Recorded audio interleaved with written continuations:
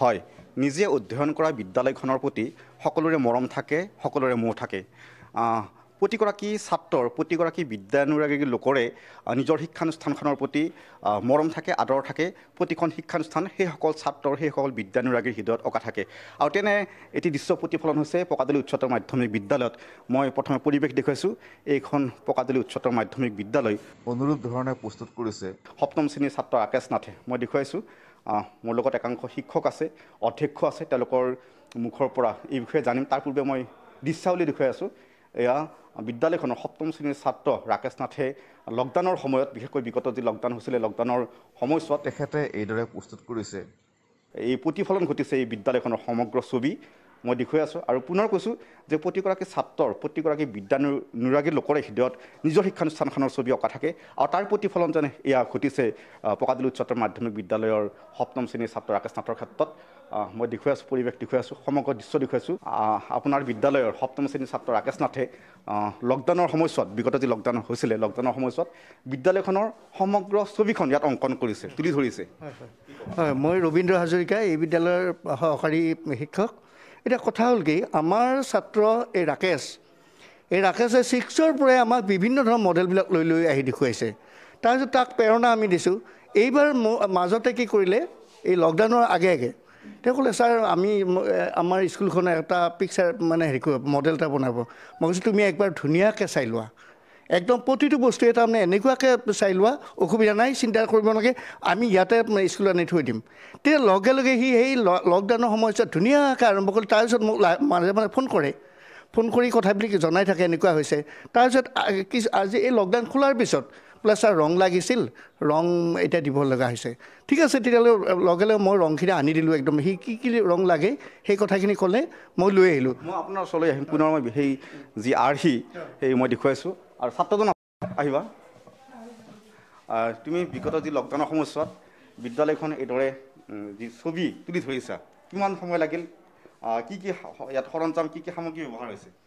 ইয়াতে আঠা ব্যৱহাৰ হৈছে আৰু ৰঙো ব্যৱহাৰ হৈছে। আৰু এখন মই লকডাউনৰ আগতে বনাইছিলোঁ। বিদ্যালয়খন তুমি বহুত ভাল পোৱা? হয়, ভাল পাওঁ।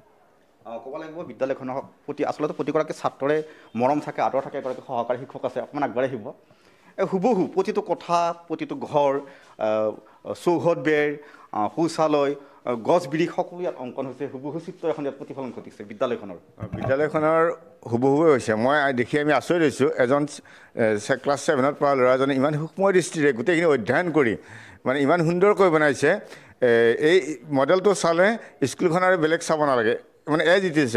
মানে হয়তো জোখমাখৰ ক'ৰবাত অলপ ইফাল সিফাল হ'ব পাৰে, কিন্তু আমাৰ এটা আধা বান্ধা ঘৰ আছে, সেইটো তাত প্ৰতিফলন হৈছে।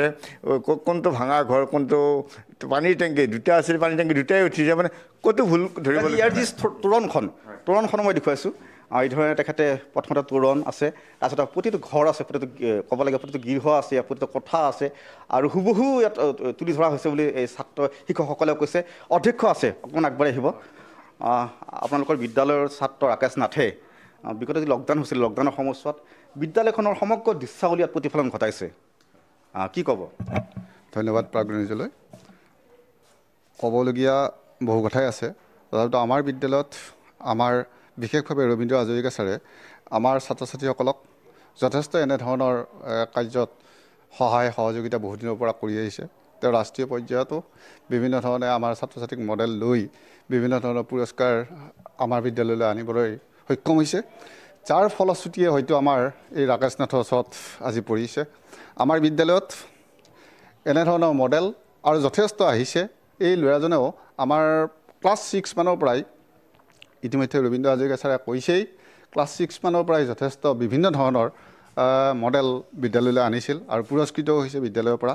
কিন্তু এইবাৰ লকডাউনত অকস্মাতে আমি গম নোপোৱাকৈ ধৰক তেনেকুৱাই ৰবীন্দ্ৰ হাজৰিকা ছাৰৰ অকণমান সহায় সহযোগিতাত ইমান ধুনীয়াকৈ আমাৰ বিদ্যালয়খন বনাইছে, যিটো আমি একেবাৰে নিখুঁত বুলিয়ে ক'ব পাৰোঁ। আমি আটাইকেইজন শিক্ষকেই বৰ ধুনীয়াকৈ বস্তুখিনি চাইছোঁ। ইয়াতে আমি একেবাৰেই ভুল দেখিবলৈ পোৱা নাই, বৰ ধুনীয়াকৈ বনাইছে। সূক্ষ্ম দৃষ্টিৰে যিটো চাই যিখিনি বনাইছে, বনোৱা বস্তুখিনি আমি খুব ভাল লাগিছে। কেৱল ল'ৰাজনক মই শেষত সেয়ে ধন্যবাদ জ্ঞাপন কৰিছোঁ।